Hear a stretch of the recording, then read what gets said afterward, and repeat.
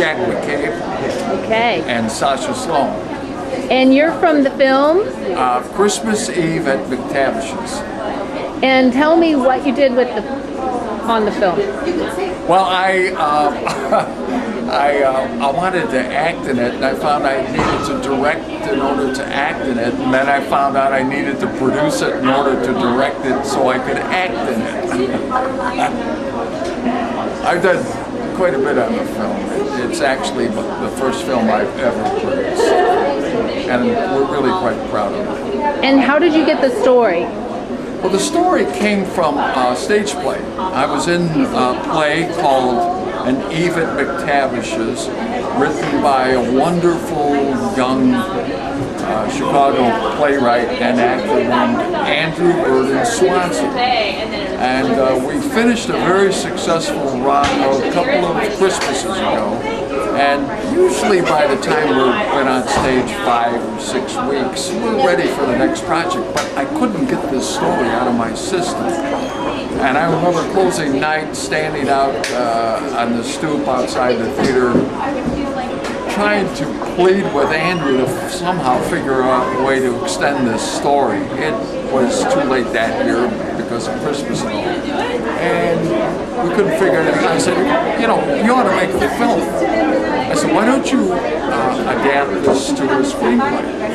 And he said, God, I'm so busy, and to be honest, I never wrote a screenplay. So he said, why don't you do it? So we did. I had written a couple of screenplays earlier, and it was such a good story that it was really pretty simple. So we did that and bounced around and tried to get some funding, which wasn't too successful. And I decided to just dig into a little fund I had set aside, and we ended up shooting it. We shot it amazingly in 2 days. 2 days? Yeah. I mean, it was really well organized, 2 long 12-hour days.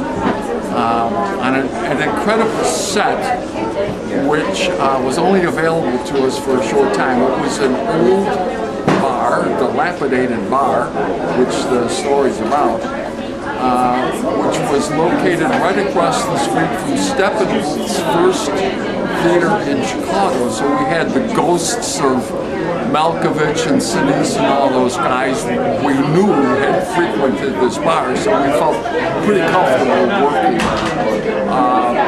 But the morning after our second day of shooting, we wrapped at about 12:15. And the next morning, that bar was demolished, and it's gone. We thank God we had it worked out. We didn't need any pickups because there would have been no pickups, no opportunity at all for pickups. The other funny thing about the location is toward the end of the first night shooting, where it gets real quiet, it's actually the last scene in the film. Our sound guy said, wait a minute, I'm picking up some strange noise. While it was the night of the Blackhawks winning the Stanley Cup, we're on North Halsted Street between Boys Town and that old DePaul area bar scene, and WGN's helicopter is parked right above set.